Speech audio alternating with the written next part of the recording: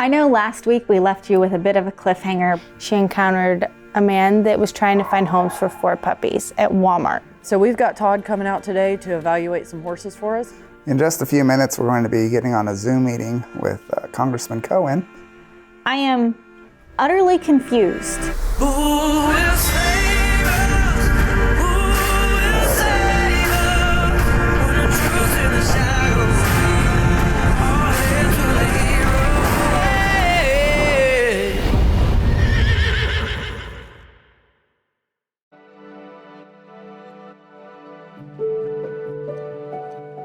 I know last week we left you with a bit of a cliffhanger, but we had the USDA come to our facility to kind of talk to us about the dealer license and approved livestock markets.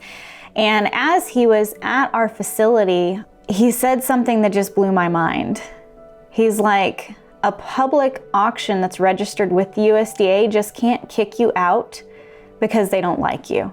That is huge. That is the biggest game changer I have heard for rescues wanting to rescue horses from auction or anything else. So when rescuers go into auctions, we all know we have a target on our back because we're there bidding on horses, or we're sometimes uncovering things that the auctions don't want uncovered.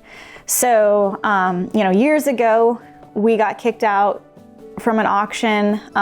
They didn't like that we were rescuing horses. We ended up having the news out. They brought us back in before anything got bigger than what it was. There was another auction in Northern California that the owner of the auction was so negative. Like anytime any rescuer went there, he became extremely upset. I did go in undercover with the news. Every horse that's purchased in California and exported for slaughter is a felony. And what was happening at that auction was the owner of the auction was purchasing horses. He was shipping to Canada. His buddy would ship horses to Mexico. He was arrested for shipping a horse that was well documented to Canada, so he actually got caught. Well, having the USDA come here to our facility and enlightening us about the reality, if you're registered as a auction through the USDA, really the only way that they cannot sell to anyone is if you buy animals and you don't pay your bills. And you're taking animals, which, I mean, basically you're stealing and you haven't paid your bills. The USDA guy said he's going to investigate it. We showed him the letter where they banned us, and he's like, they can't do that. And he said, we'll investigate it to make sure you're paying all your bills and everything, which I guarantee you we have. We uncovered something that they didn't like. And if there's something that you don't want the public to see at a public auction, don't do it at a public auction. In fact, don't do it at all if it's something that is hurting animals. So I'm very interested to see how this USDA investigation goes. And I think it's going to be the game changer that every rescuer that's operating a horse rescue across the United States needs to know. And I'm so thankful that this did happen to us, even though this has been a pain in the neck, that now we have that information. Because we've been rescuing for 20 years. We've done a lot of research, about auctions and stuff, but I didn't know that the USDA would come in and be like, you can't kick your customers out, you're a public auction. If they're paying their bills and they're following the rules, there's nothing they can do. So I'm really excited about that.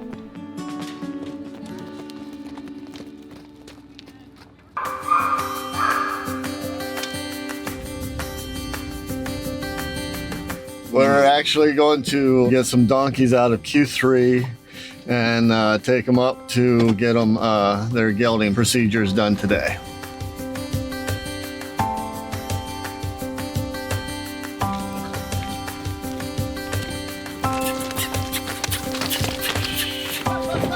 Well, we got the donkeys loaded. I gotta stop back by the bottom there, grab a microchip scanner and drop Keith off, and then we're hitting the road.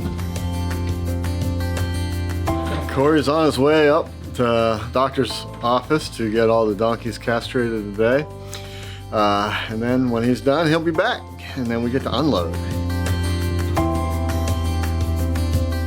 Fixing the Honda today. The idle air control valve I took it out the other day and I cleaned it all up, put it back in because it wasn't idling very good.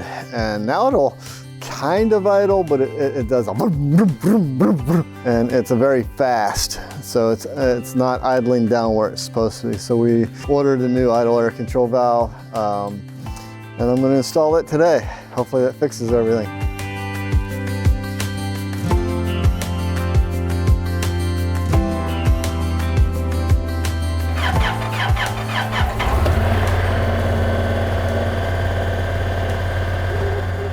It's idling!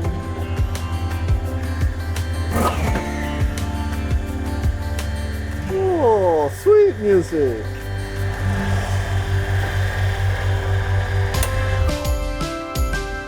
All right, now I got to put it back together. It works. It is working. All right, we got the Honda all fixed up, got the new idle air control valve in. Got it all back together. Now I'm turning it over to Emily so she can get her work done.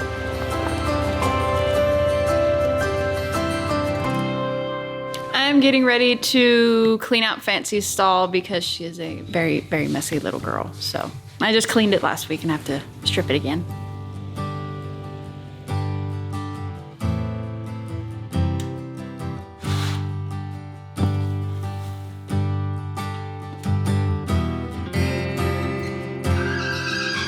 So Fancy's stall is all clean, it's got fresh shavings in it, and now she is ready to go back in her stall and enjoy the rest of her day inside. So I just got back from the Murray County Animal Hospital where they did a few gelding procedures. Out of the 7 that I brought with me, only 4 of them needed to be gelded. The other 3 had already been gelded at one point in their life. So right now I'm going to separate them out. The ones that did not get gelded today are going to go into quarantine 2, and the ones that were gelded today are going to go in our isolation pen up front. So we got all of the donkeys unloaded. These guys are going to sit for a while, and I'm sure we're going to have a vet come and check up and make sure that their healing process is going good.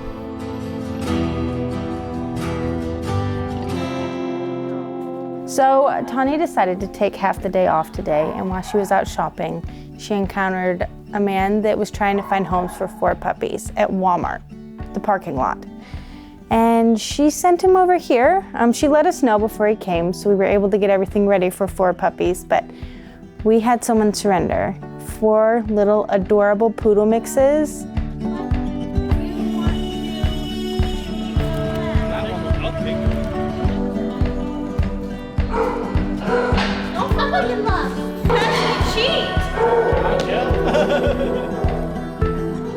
So all 4 puppies are in their kennels, nice and comfy, and tomorrow we'll do the intake. They'll be available for adoption tomorrow.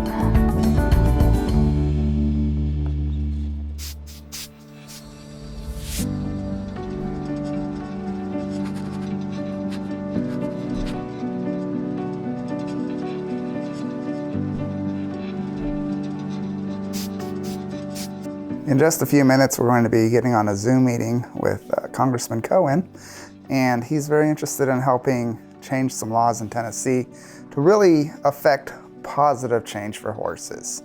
Yes, this meeting is very important as we, got banned at the auction, and we're still rescuing horses, and it is now an issue that's around the world. There's over 70 countries that are involved in trying to help get the laws changed. Residents there. Now we're going to be meeting with somebody who has the power to sponsor a bill that could change laws for horses in Tennessee. This is a very, very important meeting, and I hope it goes well. And I just wanted to say, thank you to Congressman Cohen for being such a supporter of equine. So Tawny, take it away. All right. Well, thank you so much for giving us time to address a topic that is very near and dear to us.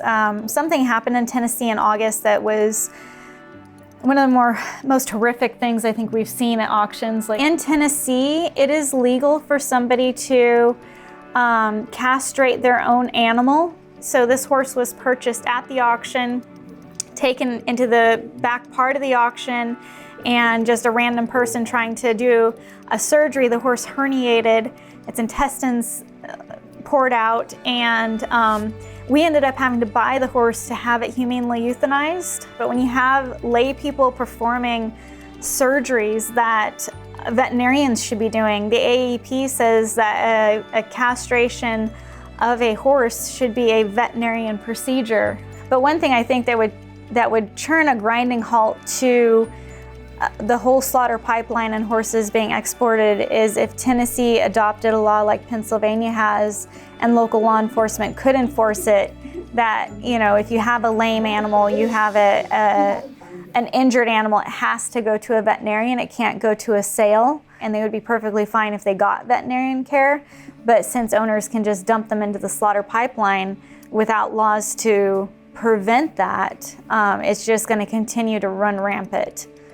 So thank you so much for your time. Yes, really thank you for taking the time to talk with us and for all that you do to help animals as well. Thank you for what you're doing. I do it from the policy perspective, but it's what you guys are doing on the ground is really impressive, and thank you for speaking for them, because they can't speak for themselves. Yeah, Exactly. absolutely. Alrighty, thank you very much. Yes, thank you so much. Thank you. You have a wonderful Bye. day. All right, thank you. Bye-bye. Bye. I know. My battery died. I almost died. She has 1% left on her battery. I have 1% left on my battery. But I'm really, really thankful that we were able to speak with them. And a lot of people don't realize that Pennsylvania has such a wonderful law to protect horses and prevent them from being sold in horrific conditions at auctions. And if that law could be adopted across the United States, you know, especially here in Tennessee, just that law would prevent so many horses from even entering the slaughter pipeline. So we'll see what happens as we continue to be the voice for horses. We are taking all of the kennels that were in the shavings room, and we are putting them on the tractor and putting them up there so that our small animal crates can go in here temporarily.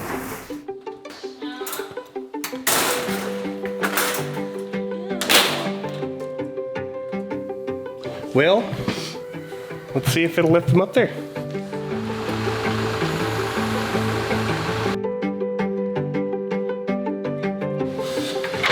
I love ladders.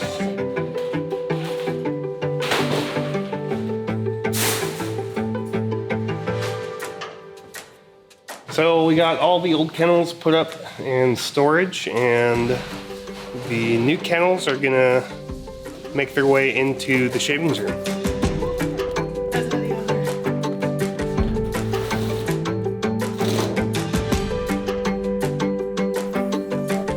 So this is our mini split, and it has started decomposing the drain pipe, just as breaking.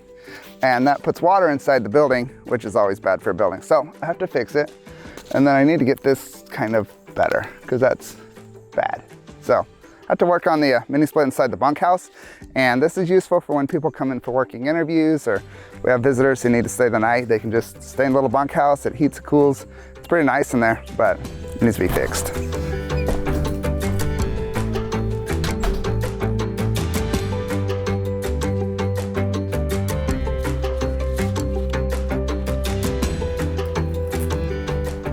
It's called using your head.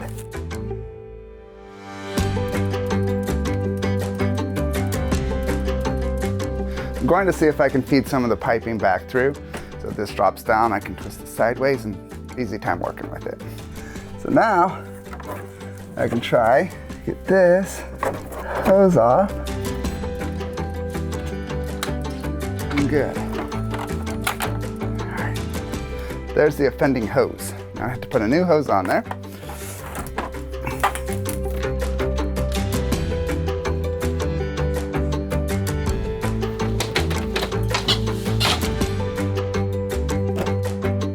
Fixed. See if it works. The joys of shelter life.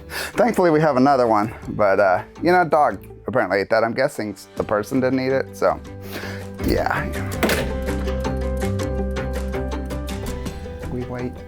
Takes a little bit for the compressor to spin up and start making heat, but should get going here in a minute. In the meantime, let's go make sure the compressor's spinning. Oh yeah, it's spinning good. So it's gonna start putting heat in there. Alrighty, it's fixed. I'm happy with that. And I have to get some wood and build some casing to protect this, but overall it came out pretty good. Oh yeah, nice hot air coming out of there. Cool. Now, and those filters are clean, so we're good to go.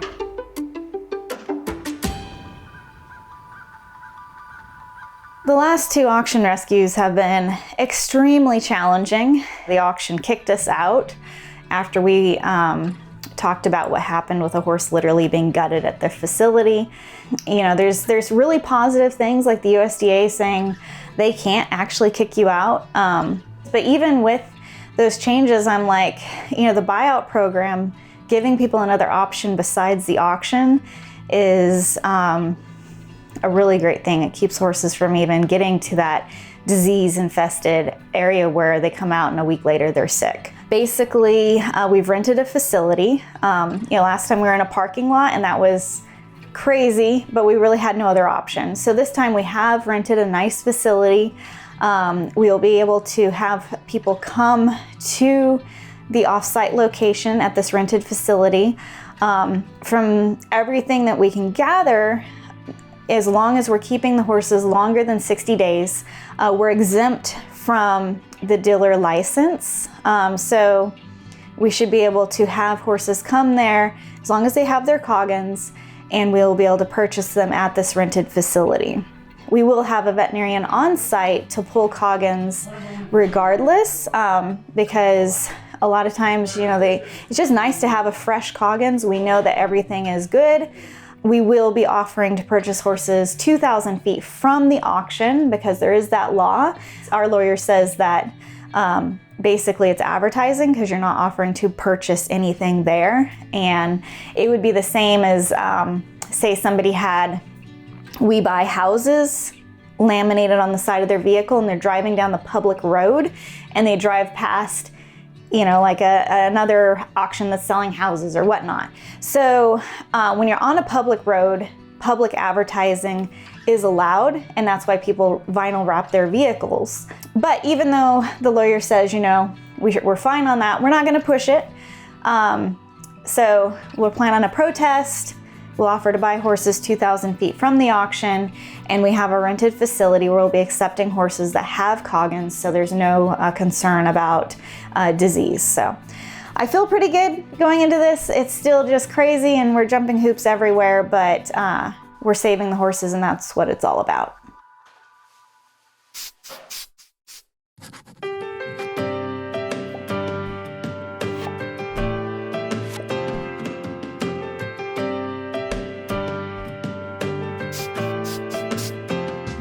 I am working on updating the feed list. We're going to be shuffling some horses around, and then the ones up in quarantine are going to be getting brought down. So I'm just trying to make sure that we've got plenty of space for everybody.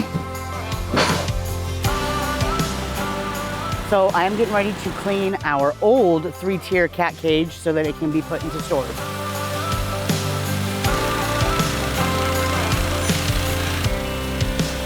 So the grates, the trays, and the kennel itself have been cleaned and they're ready to go into storage. I'm about to get the bucket on the tractor to go get the hay that the horses really haven't touched the past couple days. They have grass in there so they can eat the grass that's in the pen, but I'm gonna go ahead and put a fresh round bale in there.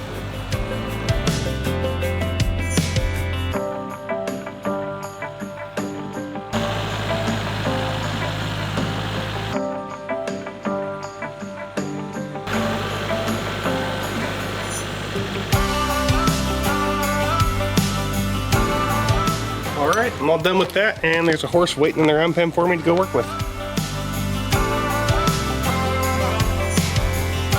My name is Troy Edgen, and the duties at Horse Plus is ranch hand.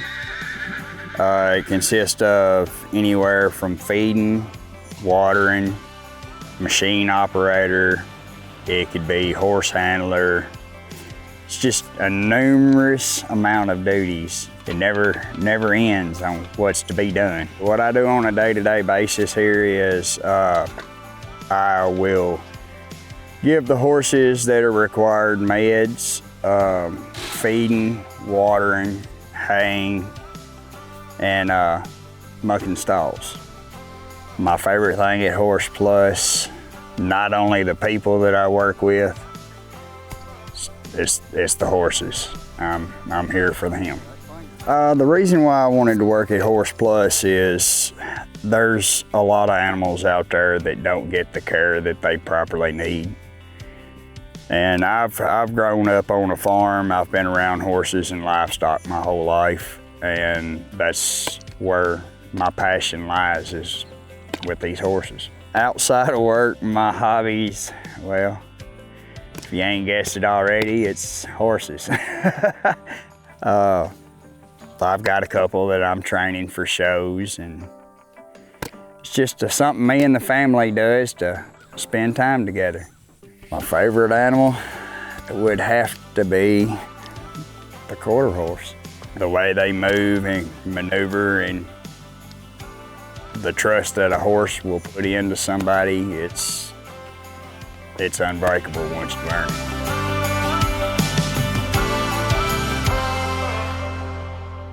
So we've got Todd coming out today to evaluate some horses for us and just see where they are before we get them on our training books. So I'm gonna pull in our 2 gray mares over here and get them ready to go for him.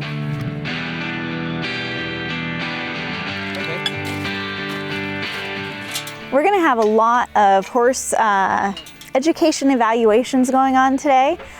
Todd has come up, and Todd first started coming out here, we believe, in 2017, and he's helped us with adoption events and training horses and doing evaluations. And when we rescue horses where we don't have any clue really on their background, their history, there's a great way of evaluating them, and Todd's developed that over the years. So he'll be working with our trainers here today to try to get a better evaluation and process for horses coming into the shelter, especially auction horses. So the first part of the evaluation we're going to be doing down here with a couple owner surrenders, and then a horse that's been in our training program for a while.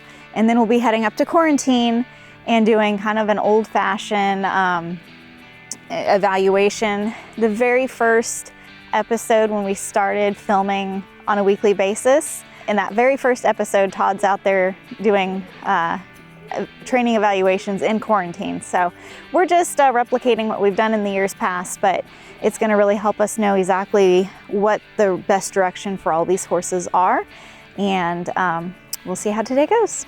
So this is Silver. He's one of our owner surrenders, so we're just going to see how he does. He's already given us some spice, so should be fun to watch.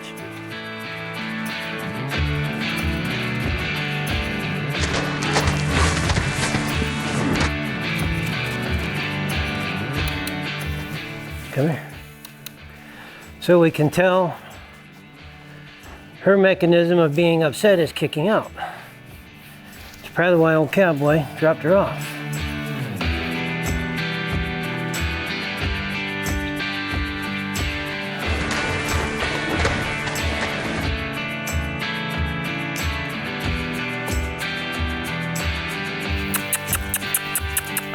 That could be her problem. She was an everyday job horse and decided to start acting out.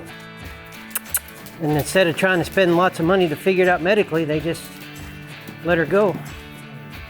Come on. She doesn't mind any of this. It's just her way of acting out. We've learned a lot from this evaluation. We know that she likes to kick when she's upset, and now when she goes in for her medical evaluation, we will know a lot more of potential issues that she might have from her behavior.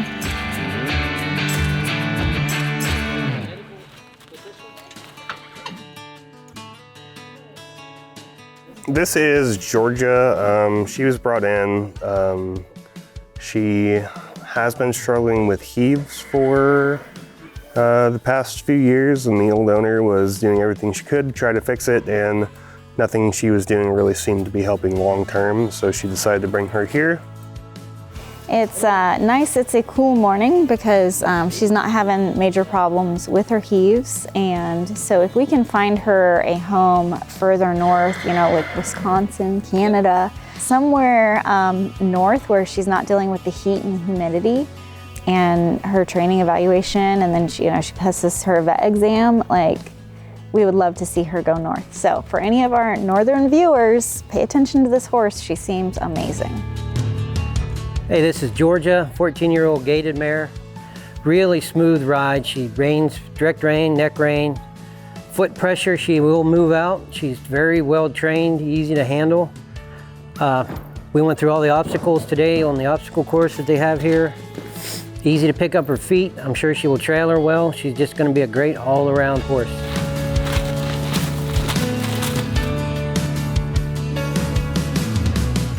This is Jilly. We're doing a reevaluation just to see her progress.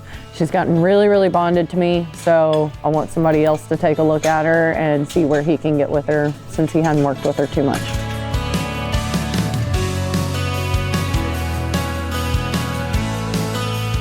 So I came in this morning to do a final evaluation with Jilly here. I worked with her in the past, a month or two ago. But Lyric took her over and is just doing a phenomenal job with her. She's ready to start riding. We are sitting in the saddle or getting forward motion while leaning in the stirrup up over the saddle. So just a little bit more time and she'll be doing really good. She's very calm, very quiet, which is awesome for one of the American Mustangs.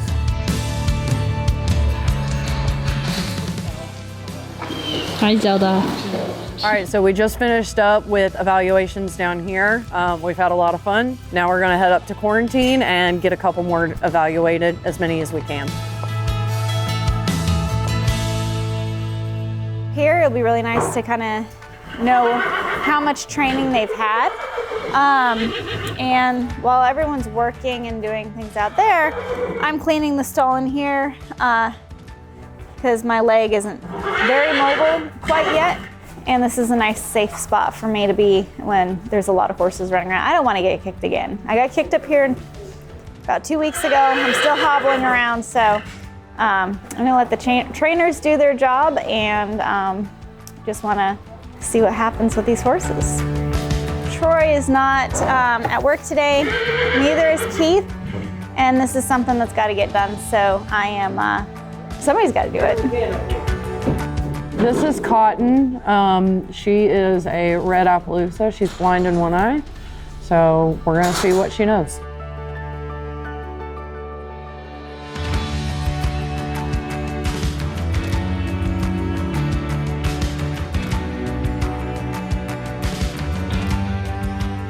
You can pick up all 4 feet. Obviously saddle's good, mounting's good, dismount's good. Just the leading and her condition. She rides really good. I'm sure she knows what to do. Get her in a work situation, relaxed. This is Patch. He is completely blind, so we're gonna see how he does today.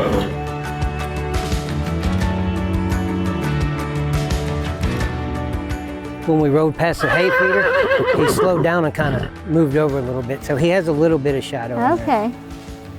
Nice. Well, he looks like a fun horse if somebody... He could be a great show horse if somebody wanted to just fine tune him. Uh-huh. His moves, his ride. He neck reins looks like pretty nice. We had a great day of evaluations. It was pretty neat doing it like we had done years ago, and got to learn a lot more about the horses. And there are some that medically we know we need to focus more on these areas that we discovered during evaluation. So it's always great when Todd comes up. He's very experienced with horses and does a great job. And this is the first time he's actually been able to work with our team here. Usually he's up on weekends or something helping, but yeah, today was great.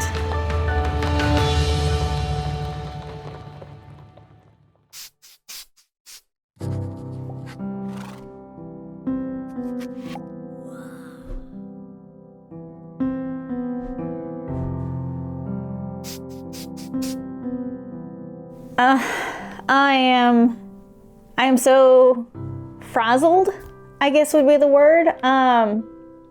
I felt like we had everything lined up. Everything would be in accordance to the laws, doing a buyout program, but we're holding all the animals longer than 60 days. But I just had another meeting over like a Zoom type meeting, and I am utterly confused. The agricultural crime unit, they came here, they had a meeting, and basically the takeaway from that meeting was we could do a free spot for people to take horses over at Cookeville as long as they had their Coggins and the horses were given to us. It would make an exemption for the dealer license. We felt very comfortable from all the research we'd gathered to do another buyout program. We'd rented a facility and, we were all set to go. And then at this meeting, I felt like before it was like, okay, this is complicated. Now this whole situation is basically as clear as mud pudding. The first meeting, they said this, and we were okay if we do this. This last meeting, basically we can't do anything outside of our facility. I guess I know why it's so confusing is because the laws are so antiquated and confusing. In Tennessee, there's a lot left up to a person's interpretation. It really is ultimately up to, the head officials in Tennessee to be like, well, this is what you can do, this is what you can't do. And we're trying to abide by what the state says, but at the same time, these horses desperately need help. And I am really, really frustrated because after that meeting, it really looks like we can't do any type of buyout program over in Cookeville, which I know that there are so many horses that are going to suffer. And one thing that the USDA guy said is like, you have kill buyers or traders there that don't want somebody at an auction, and they start saying, hey, you need to get them out of here. They're hurting my business. I don't want to pay as much for horses, and I don't want to be outbidding them. And you get kill buyers squishing rescuers out of public auctions, and then you have other people protecting it. I think what really frustrates me is the way the law is set up. Animals can be taken to an auction without Coggins and purchased and sold, and these traders are getting these horses, they're reselling them quickly. We've been doing this for 20 years, but the last 8 years in Tennessee, we have seen countless violations. Like every auction rescue we get, we're doing their intake and we're looking at the Coggins, we're like, this doesn't match, pull a Coggins on this one, this one doesn't match, pull a Coggins on that one. And if we're really concerned about disease control, they really need to have people at the auctions verifying Coggins. And like, we're trying to do everything we can and have spent thousands of dollars pulling Coggins on horses because the laws aren't being followed correctly. We're basically, our hands are being tied and we're being pushed into a situation where we can't go and rescue horses because the auction kicked us out. The USDA is investigating to make sure, the USDA guys like, go back. They can't kick you out. And I'm like, all the local law enforcement knows that we've been kicked out and they're protecting them and we'll end up in jail. And then we have, the crime type unit being like, you can't purchase horses. This whole thing is utterly ridiculous because we're trying to do everything we can by the book, but everything we can by the book keeps changing constantly because it's basically someone's interpretation of how they read the antiquated laws in Tennessee, and I am beyond frustrated.